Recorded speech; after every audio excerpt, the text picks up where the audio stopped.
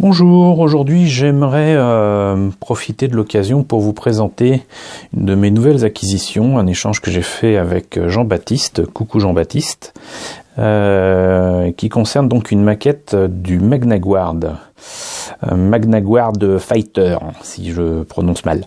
Et donc il s'agit d'un kit de la lignée des maquettes Clone Wars, en rapport avec la série animée que j'aime beaucoup. Et qui fait partie aussi malheureusement de cette ligne de maquettes Revell qui est quand même assez moyenne, voire franchement nulle en termes de peinture. Mais bon, au moins à l'époque il faisait des pilotes, et comme vous le voyez à l'intérieur, il y a un droïde, un de ces droïdes qui accompagne régulièrement le général Grievous et qui lui servent de garde du corps. Et donc ces vaisseaux donc sont aussi extrêmement inspirés d'avions de la Seconde Guerre mondiale. C'est supposé leur donner un air un peu ancien, un peu vintage.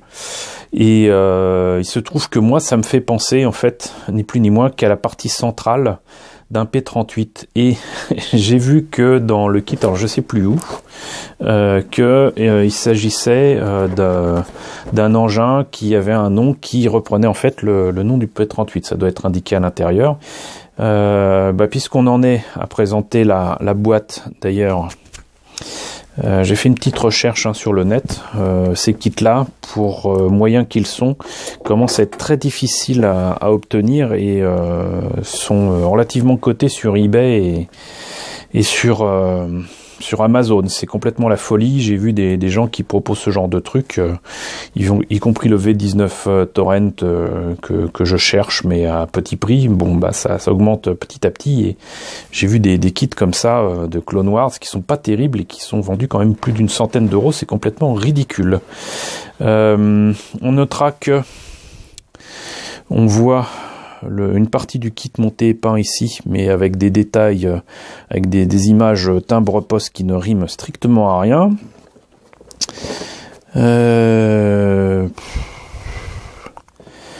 Apparemment il y a 43 pièces, mêmes images, et strictement rien d'intéressant. Images qu'on retrouve là, ça ne les rend pas plus intéressantes pour autant, et c'est quand même assez dommageable. Je pense que je vous ai présenté un Jedi Starfighter de ce type-là, sauf que j'étais avec le maître Plo Koon et non pas Anakin ou Obi-Wan, parce qu'après il y a exactement les mêmes modèles qui étaient sortis, mais avec des dessins différents, avec je crois que c'était Ahsoka Tano et donc son précédent maître avant Anakin, qui était Plo Koon. Le Republic Gunship, je vous l'ai déjà présenté, et donc le V19 dont je parlais tout à l'heure, le voilà. Je tiens pas à en payer des fortunes parce que je sais qu'il est bourré de défauts, notamment le fait d'avoir des détails en plein alors que ça devrait être en creux. Mais bon, ça indique clairement que cette période de Revell est assez sombre dans le sens où les maquettes en question sont quand même assez mal foutues et ne présentent finalement que peu d'intérêt en termes de détails. Voilà, et sinon, donc la maquette datait de 2009. Et elle a donc 8 ans, si je sais encore compter. Qu'est-ce que ça donne à l'intérieur? Hop, pour une fois, je fais ça avec la caméra. Donc, c'est ce que je disais tout à l'heure, voilà. Dans ce texte-là, là c'est en anglais, là c'est en allemand. Porax 38 Starfighter, donc P38. Voilà, c'est même au niveau du nom du vaisseau, ils ont gardé le fait que c'était un P38. C'est assez rigolo. Donc, les pièces en présence, effectivement, il n'y a pas l'air d'y avoir grand-chose. Vous noterez que sur l'illustration de la boîte et ici, ils insistent sur le fait qu'il y ait ces logos, ces petits dessins. On reviendra là-dessus plus tard. On commence par le cockpit avec un pilote mou, mais un pilote quand même. J'estime d'ailleurs que l'échelle doit être à peu près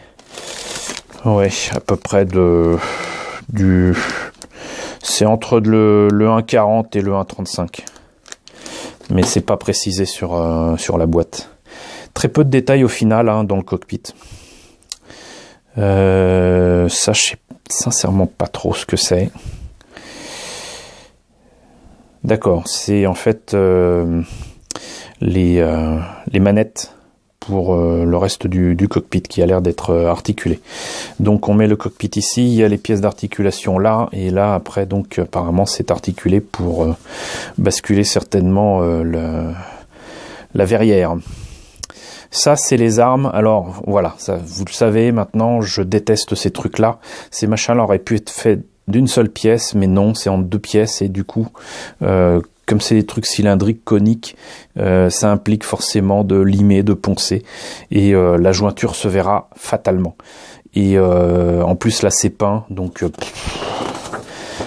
pas bien. Là, visiblement, contrairement à ce que pourrait faire croire l'illustration de la boîte, c'est pas des armes, mais les armes doivent être là. Enfin, j'imagine que ça c'est plutôt les moteurs.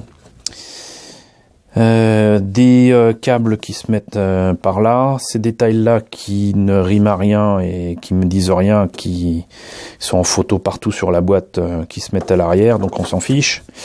Le socle, qui est toujours le même, c'est assez amusant parce qu'en fait on dirait le socle des petits vaisseaux EasyKit Pocket, mais là pour des grands. Il est possible d'ailleurs que ce soit un design qui était fait sur ordinateur et qui a été modifié, c'est-à-dire qu'au départ ça devait être pour un petit modèle et puis finalement ils l'ont fait en grand, c'est tout à fait envisageable. Pour les pièces, donc je vais laisser ça quand même sous plastique, mais par contre on va... Non, d'ailleurs on va pas laisser sous plastique. Alors voilà, ça a pris un peu de temps, mais je note que même s'il est mou, cette figurine pourrait faire des dégâts sur cette verrière. Donc c'est pas cool que c'était mis dans le même sachet. Et donc je disais que c'était mou, bah voilà. Hein.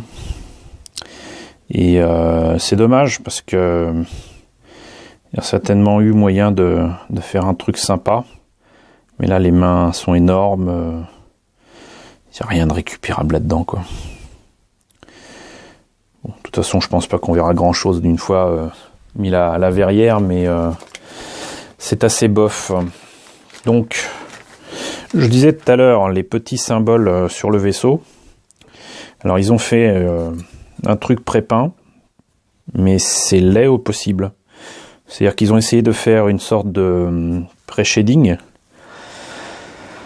Moi, je trouve ça assez laid. Et surtout...